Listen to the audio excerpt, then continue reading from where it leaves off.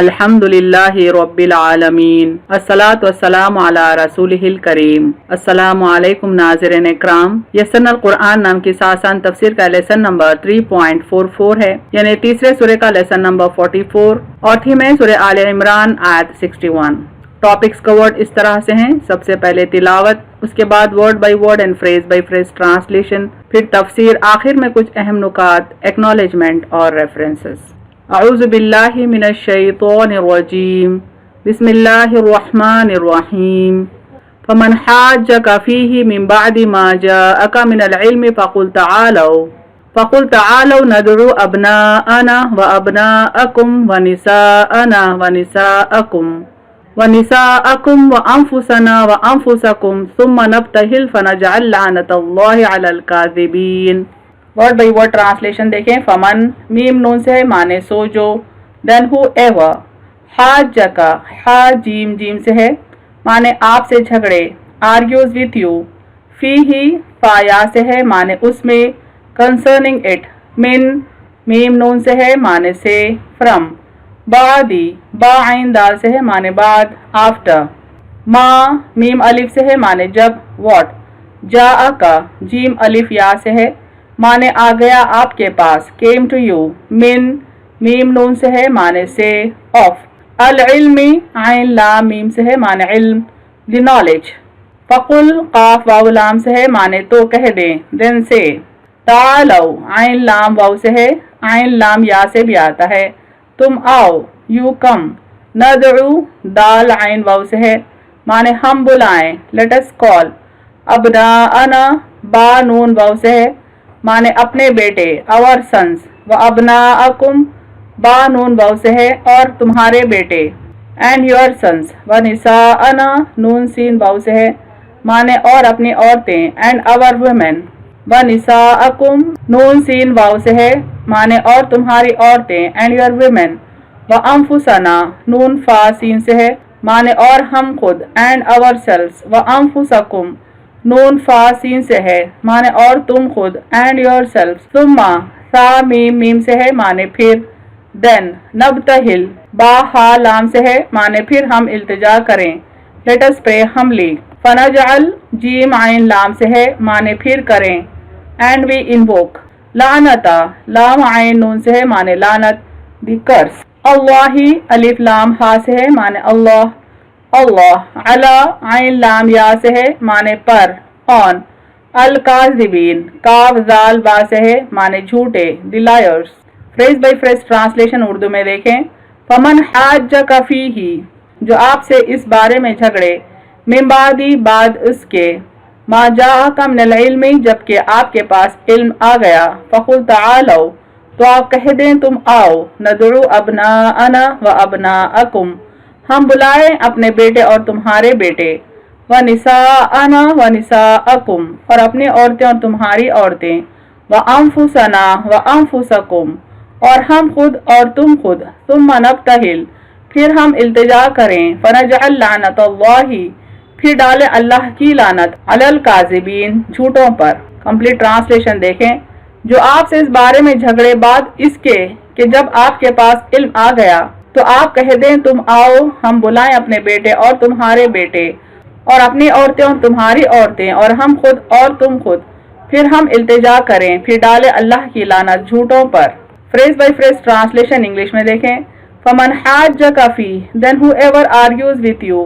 من بعد from after ما جاءک من العلم what has come to you of knowledge فقل تعالوا then say you come ندعو ابناءنا وابناءکم let us call our sons and your sons وَنِسَاءَنَا وَنِسَاءَكُمْ and our women and your women وَأَنفُسَنَا وَأَنفُسَكُمْ and ourselves and yourselves ثُمَّ نَبْتَهِلْ then let us pray humbly فَنَجْعَلْ لَعْنَتَ اللَّهِ then we invoke the curse of Allah عَلَى الْكَاذِبِينَ on the liars۔ Complete translation دیکھیں۔ Then whoever argues with you after what has come to you of knowledge then say you come, let us call our sons and your sons,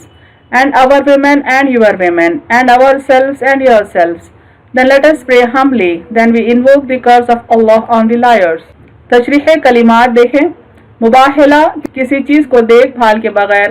اپنی حالت پر چھوڑ دینا یعنی carelessly کوئی چیز کو چھوڑ دینا، نفرت کرنا، اللہ کی رحمت سے دور اپنے حال پر چھوڑ دینے کے لیے بددعا کرنا، الابتحال گڑ گڑا کر عاجزی کے ساتھ دعا کرنا۔ مباہلہ کیا ہے؟ اتمام حجت کے لیے اور اپنے سچے ہونے کے یقین سے تضرعات زاری سے جھوٹوں پر لعنت کرنا، یعنی مباہلہ یہ وہ طریقہ ہے کہ جب ہم اپنی حجت مکمل کر چکے اور جب ہم کو یقین ہے کہ ہم حق پر ہیں، سچے ہیں، تو پھر سامنے کے فریق پر اللہ کی لعنت بھیجنا۔ آپ صلی اللہ علیہ وسلم کا مباہلہ نجران کے عیسائیوں سے ہونا تھا، لیکن انہوں نے مباہلہ نہیں کیا اور جزیہ دینا قبول کیا۔ یہاں دیکھیں عرب کی زمین پر یمن کے اوپر اس جگہ نجران ہے، یہاں کے عیسائیوں کو آپ صلی اللہ علیہ وسلم نے دین اسلام میں داخل ہونے کی دعوت دی تھی۔ اس پر وہاں کا ایک ڈیلیگیشن آپ صلی اللہ علیہ وسلم کے دربار میں حاضر ہوا، لیکن انہوں نے مباہلے سے انکار کیا اور جزیہ دینا قبول کیا۔ جس وقت آپ صلی اللہ علیہ وسلم مباہلے کے لیے گھر سے نکلے، حضرت علی، حضرت فاطمہ، حضرت حسن اور حضرت حسین رضی اللہ عنہم آپ صلی اللہ علیہ وسلم کے ساتھ موجود تھے۔ حضرت ابو بکر صدیق اور ان کے صاحبزادے حضرت عمر اور ان کے صاحبزادے اور حضرت عثمان اور ان کے صاحبزادے رضی اللہ عنہم بھی آپ صلی اللہ علیہ وسلم کے ساتھ ہو گئے۔ تفسیر آیت دیکھتے ہیں۔ فتح مکہ کے بعد اسلام کے غلبے کا دور شروع ہوا اور اسلام نے جزیرہ نما عرب سے باہر پھیلنا شروع کیا، یعنی آپ صلی اللہ علیہ وسلم نے پہلے تو مکے سے مدینہ ہجرت کی، وہاں سے دین اسلام تیزی سے پھیلنے لگا۔ ایک موقع پر مکہ بھی فتح ہو گیا اور جیسے ہی مکہ فتح ہوا، آپ صلی اللہ علیہ وسلم نے عرب کے اطراف دوسرے ممالک کو بھی اسلام کا پیغام بھیجنا شروع کیا۔ عرب کے اطراف کے ممالک میں بھی جب اسلام کا پیغام پہنچنے لگا تو نجران کے عیسائی بھی فکر مند ہو گئے۔ اتنے میں ان کے پاس محمد صلی اللہ علیہ وسلم کی طرف سے دعوت اسلام پہنچ گئی۔ رسول اللہ صلی اللہ علیہ وسلم نے اہل نجران کو جو نامہ مبارک لکھا اس کی عبارت یہ تھی: اس خط کو میں شروع کرتا ہوں حضرت ابراہیم، حضرت اسحاق اور حضرت یعقوب علیہ السلام کے اللہ کے نام سے۔ یہ خط ہے محمد صلی اللہ علیہ وسلم کی طرف سے جو اللہ رب العزت کے نبی اور رسول نجران کے سردار کی طرف ہیں۔ اللہ تعالیٰ کی تمہارے سامنے حمد و ثنا بیان کرتا ہوں جو حضرت ابراہیم، حضرت اسحاق اور حضرت یعقوب کا معبود ہے۔ پھر میں تمہیں دعوت دیتا ہوں کہ بندوں کی عبادت کو چھوڑ کر اللہ کی عبادت کی طرف آؤ اور بندوں کے والی اپنے کو چھوڑ کر اللہ کی ولایت کی طرف آ جاؤ۔ اگر تم اسے نہ مانو تو جزیہ دو اور ماتحتی اختیار کرو، اگر اس سے بھی انکار ہو تو تمہیں لڑائی کا اعلان ہے۔ والسلام۔ نجران کے مسیحی پادریوں میں بے چینی پھیل گئی اس خط کو پڑھنے کے بعد۔ آخر میں اپنے رہنماؤں الاسید اور العاقب کی رائے معلوم کی تو ان دونوں نے کہا: دین محمد صلی اللہ علیہ وسلم کی حقیقت معلوم کرنے ہم خود مدینہ جا کر قریب سے دیکھتے ہیں کہ محمد صلی اللہ علیہ وسلم کیا دین لائے ہیں۔ یعنی ان کے علماء اور ان کے سرداران نے آپس میں مشورہ کیا اور یہ فیصلہ کیا کہ بذات خود وہ شہر مدینہ آئیں گے اور آپ صلی اللہ علیہ وسلم سے ملاقات کریں گے اور آپ صلی اللہ علیہ وسلم نے جو دین لایا ہے اس کی حقیقت کو جاننے کی کوشش کریں گے۔ نصرانیوں نے بطور وفد حضور صلی اللہ علیہ وسلم کی خدمت میں اپنے 60 آدمی بھیجے تھے، جن میں 14 شخص ان کے سردار تھے، ان میں بڑے سردار 3 شخص تھے، یعنی 60 آدمی کا ایک ڈیلیگیشن آپ صلی اللہ علیہ وسلم کی خدمت میں حاضر ہوا۔ عاقب جو امیر قوم تھا اور عقل مند سمجھا جاتا تھا اور صاحب مشورہ تھا اور اسی کی رائے پر یہ لوگ مطمئن ہو جاتے تھے، یعنی 3 بڑے سرداروں میں ایک کا نام عاقب تھا اور دوسرے کا نام الاسید، اور الاسید جو ان کا لاٹ پادری تھا اور مدرس اعلیٰ تھا، یہ بنو بکر بن وائل کے عرب قبیلے میں سے تھا لیکن نصرانی بن گیا تھا اور رومیوں کے ہاں اس کی بڑی آؤ بھگت تھی، اس کے لیے انہوں نے بڑے بڑے گرجے بنا دیے تھے اور اس کے دین کی مضبوطی دے کر اس کی بہت کچھ خاطر و مدارت اور خدمت و عزت کرتے تھے۔ یہ شخص حضور صلی اللہ علیہ وسلم کی صفت و شان سے واقف تھا اور اگلی کتابوں میں آپ کی صفتیں پڑھ چکا تھا، دل سے آپ کی نبوت کا قائل تھا، لیکن نصرانیوں میں جو اس کی تکریم و تعظیم تھی اور وہاں جو جہ و منصب اسے حاصل تھا اس کے چھن جانے کے خوف سے راہ حق کی طرف نہیں آتا تھا۔ یعنی 3 بڑے لیڈرز میں جو دوسرا لیڈر الاسید تھا وہ آپ صلی اللہ علیہ وسلم کے بارے میں حق جانتا تھا اور آپ صلی اللہ علیہ وسلم کی نبوت کا بھی وہ قائل تھا، لیکن جو عزت عیسائی سماج نے اس کو دے رکھی تھی اس کے چھین جانے کے خوف سے وہ بظاہر حق کا انکار کرتا تھا۔ غرض یہ وفد مدینے میں رسول اللہ صلی اللہ علیہ وسلم کی خدمت میں مسجد نبوی میں حاضر ہوا۔ آپ اس وقت عصر کی نماز سے فارغ ہو کر بیٹھے ہی تھے۔ یہ لوگ نفیس پوشاکیں پہنے ہوئے اور خوبصورت نرم چادریں اوڑھے ہوئے تھے۔ صحابہ کہتے ہیں ان کے بعد ان جیسا باشوکت وفد کوئی نہیں آیا۔ ان کی نماز کا وقت آ گیا تو آپ صلی اللہ علیہ وسلم کی اجازت سے انہوں نے مشرق کی طرف منہ کر کے مسجد نبوی میں ہی اپنے طریق پر نماز ادا کر لی۔ یعنی عیسائیوں کا ڈیلیگیشن آپ صلی اللہ علیہ وسلم کی خدمت میں حاضر ہوا جب آپ صلی اللہ علیہ وسلم مسجد نبوی میں تھے اس وقت ان کی عبادت کا بھی وقت آ گیا تو انہوں نے آپ صلی اللہ علیہ وسلم سے اجازت لے کر مسجد نبوی میں ہی اپنی نماز ادا کر لی۔ حضور صلی اللہ علیہ وسلم نے انہیں اسلام قبول کرنے کی دعوت دی تو انہوں نے کہا مسیح علیہ السلام کے بعد آنے والے نبی سے متعلق تورات میں موجود تمام اوصاف آپ صلی اللہ علیہ وسلم کے اندر موجود ہیں، لیکن ہم عیسیٰ علیہ السلام کے متعلق آپ صلی اللہ علیہ وسلم کا خیال جاننا چاہتے ہیں۔ حضور صلی اللہ علیہ وسلم نے فرمایا میں عیسیٰ علیہ السلام کی تصدیق کرتا ہوں، ان پر ایمان لاتا ہوں اور گواہی دیتا ہوں کہ وہ نبی مرسل اور عبد خدا تھے۔ یعنی عیسائی وفد یہ ڈکلیئر کرتا ہے کہ تورات میں جس نبی کے آنے کی پیشن گوئی کی گئی ہے اس نبی کے تمام صفات آپ صلی اللہ علیہ وسلم کے اندر موجود ہیں، لیکن چونکہ وہ عیسائی تھے جاننا چاہتے تھے کہ عیسیٰ علیہ السلام کے تعلق سے آپ صلی اللہ علیہ وسلم کا کیا عقیدہ تھا، تب آپ صلی اللہ علیہ وسلم نے فرمایا کہ میں گواہی دیتا ہوں کہ وہ اللہ کے نبی تھے اور اللہ کے بندے تھے۔ وفد نے کہا ہم میں سے کچھ ان کو خدا مانتے ہیں چونکہ وہ مردوں کو زندہ کرتے تھے، مادر ذات اندھوں کو بینائی دیتے تھے اور برس کے مریضوں کو شفا دیتے تھے۔ حضور صلی اللہ علیہ وسلم نے فرمایا یہ سب باذن خدا یعنی اللہ کے حکم سے انجام دیتے تھے، خود سے نہیں۔ چونکہ عیسیٰ علیہ السلام کسی مردے کو زندہ کرتے تو کہتے قم باذن اللہ کہ اٹھ اللہ کے حکم سے، یعنی ہر معجزہ جو عیسیٰ علیہ السلام کے ہاتھوں صادر ہوتا تھا وہ بے شک اللہ کے ہی حکم سے ہوتا تھا۔ وفد نے کہا ہم میں سے کچھ عیسیٰ علیہ السلام کو اللہ کا بیٹا بھی مانتے ہیں کیونکہ مسیح بغیر باپ کے پیدا ہوئے، بھلا کوئی بندہ بغیر باپ کے پیدا ہوتا ہے۔ حضور صلی اللہ علیہ وسلم نے فرمایا اللہ کے نزدیک عیسیٰ علیہ السلام کی مثال آدم علیہ السلام کی طرح ہے کہ اسے مٹی سے خلق فرمایا، پھر حکم دیا بن جا، وہ بن گیا۔ یعنی جو دوسرا سوال تھا وفد کا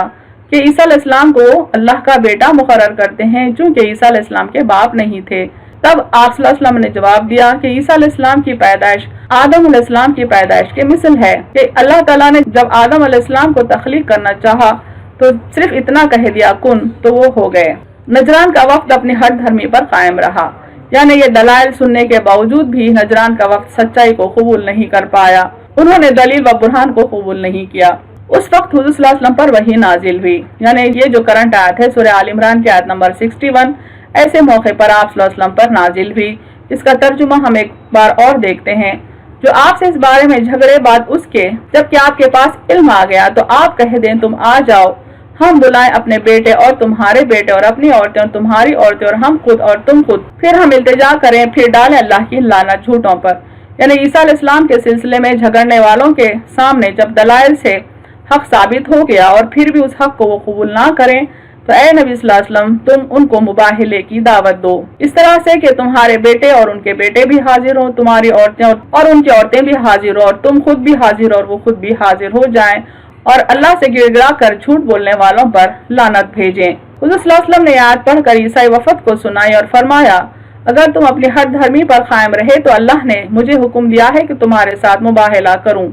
عیسائی وفد اپنے ٹھکانے پر واپس چلا گیا اور وہ آپس میں کہنے لگے محمد صلی اللہ علیہ وسلم نے ہمیں ایک فیصلہ کن دوراہے پر کھڑا کر دیا۔ یعنی آپ صلی اللہ علیہ وسلم کی بات سننے کے بعد عیسائی وفد نے آپ صلی اللہ علیہ وسلم سے کچھ وقت مانگا اور اپنے ٹھکانے پر واپس چلے گئے اور سوچنے لگے کہ یہ تو الٹیمیٹ فیصلہ کرنے کا وقت ہے۔ اب تنہائی میں بیٹھ کر انہوں نے عاقب سے مشورہ لیا جو بڑا دانا اور عقل مند سمجھا جاتا تھا۔ اس نے اپنا حتمی فیصلہ ان الفاظ میں سنایا کہ اے جماعت نصارہ، تم نے یقین کے ساتھ اتنا تو معلوم کر لیا ہے کہ حضرت محمد صلی اللہ علیہ وسلم اللہ کے سچے رسول ہیں، اور یہ بھی تم جانتے ہو کہ حضرت عیسیٰ علیہ السلام کی حقیقت وہی ہے جو محمد صلی اللہ علیہ وسلم کی زبانی تم سن چکے ہو، اور تمہیں بخوبی علم ہے کہ جو قوم نبی کے ساتھ ملاعنہ کرتی ہے یعنی لعنت ملامت کرتی ہے جھوٹوں پر، نہ ان کے بڑے باقی رہتے ہیں نہ چھوٹے بڑے ہوتے ہیں، بلکہ سب کے سب جڑے بنیاد سے اکھیڑ کر پھینک دیے جاتے ہیں۔ یاد رکھو کہ اگر تم نے مباہلے کے لیے قدم بڑھایا تو تمہارا ستیہ ناش ہو جائے گا، بس یا تو تم اسی دین کو قبول کر لو، اور اگر کسی طرح نہیں ماننا چاہتے ہو اور اپنے دین پر اور حضرت عیسیٰ علیہ السلام کے متعلق اپنے ہی خیالات پر قائم رہنا چاہتے ہو تو آپ سے صلح کر لو اور اپنے وطن کو لوٹ جاؤ۔ یعنی عیسائیوں کا وہ شخص جو سب سے بڑا عقل مند سمجھا جاتا تھا، اس نے اپنی جماعت کو مشورہ دیا کہ کوئی قوم اگر کسی نبی سے مباہلہ کرتی ہے تو پھر جڑ سے اکھیڑ کر پھینک دی جاتی ہے، نہ ہی قوم بستی ہے نہ ہی اس کا کچھ مال و متاع بستا ہے۔ لہٰذا یا تو دین اسلام کو تم قبول کر لو یا اپنے خیالات پر اگر قائم رہنا چاہتے ہو تو پھر صلح کر لو آپ صلی اللہ علیہ وسلم کے ساتھ اور اپنے وطن کو لوٹ چلو۔ चुनाचे ये लोग सुलह मशवरा करके फिर दरबार नबवी में हाजिर हुए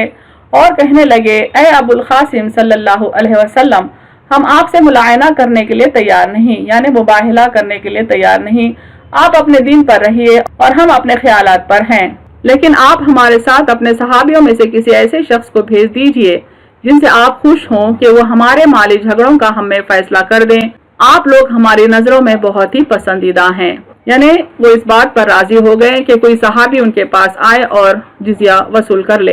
सही बुखारी शरीफ में बरिवायत हजरत हुज़ैफा रज़ियल्लाहु अन्हु से मरवी है,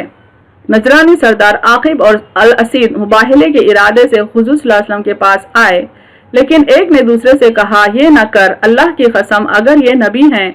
और हमने उनसे मुबाहिला किया तो हम अपने औलादों समेत तबाह हो जाएंगे। चुनाचे फिर दोनों ने मुत्तफिक होकर कहा, हजरत आप हमसे जो तलब फरमाते हैं हम वो सब अदा कर देंगे, यानी जिजिया देना कबूल कर लिया।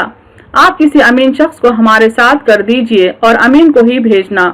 आपने फरमाया, बेहतर, मैं तुम्हारे साथ कामिल अमीन को ही करूंगा। असहाब रसूल सल्लल्लाहु अलैहि वसल्लम एक दूसरे को तकने लगे, ये देखें हुज़ूर सल्लल्लाहु अलैहि वसल्लम किसका इंतखाब करते हैं। आप सल्लल्लाहु अलैहि वसल्लम ने फरमाया, ए अबू उबैदा बिन जराह, तुम खड़े हो जाओ। जब ये खड़े हुए तो आपने फरमाया, ये हैं इस उम्मत के अमीन। यानी जब ईसाइयों ने जिजिया देना कबूल कर लिया तो आप सल्लल्लाहु अलैहि वसल्लम ने अपने सहाबी हजरत अबू उबैदा बिन जराह रज़ियल्लाहु अन्हु को इस काम के लिए मुकर्रर कर दिया। सही बुखारी शरीफ के एक और हदीस में है,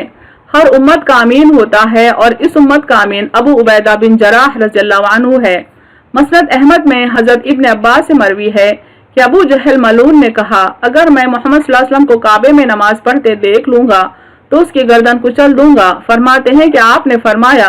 अगर वो ऐसा करता तो सब के सब देखते कि फरिश्ते उसे दबोच लेते। और यहूदियों से जब कुरान ने कहा था कि आओ झूठों के लिए मौत मांगो, अगर वो मांगते तो यकीनन सब के सब मर जाते और अपनी जगह जहन्नुम की आग में देख लेते। और जिन नसरानियों को मुबाहिले की दावत दी गई थी, अगर वो हुज़ूर सल्लल्लाहु अलैहि वसल्लम के मुकाबले में मुबाहिले के लिए निकलते तो लौट कर अपने मालों को और अपने बाल बच्चों को ना पाते। यानी इस हदीस में बताया गया है कि नजरान के नसरानी अगर आप सल्लल्लाहु अलैहि वसल्लम से मुबाहिले की दावत को एक्सेप्ट कर लेते और फिर झूठों पर लानत भेजते तो फिर देखते कि न ही उनके माल और मता अपनी जगह हैं और न ही बाल बच्चे अपनी जगह हैं, यानी हर चीज तबाह हुआ बर्बाद हो चुकी होती। अहम नुकात देखें इस तफसीर के।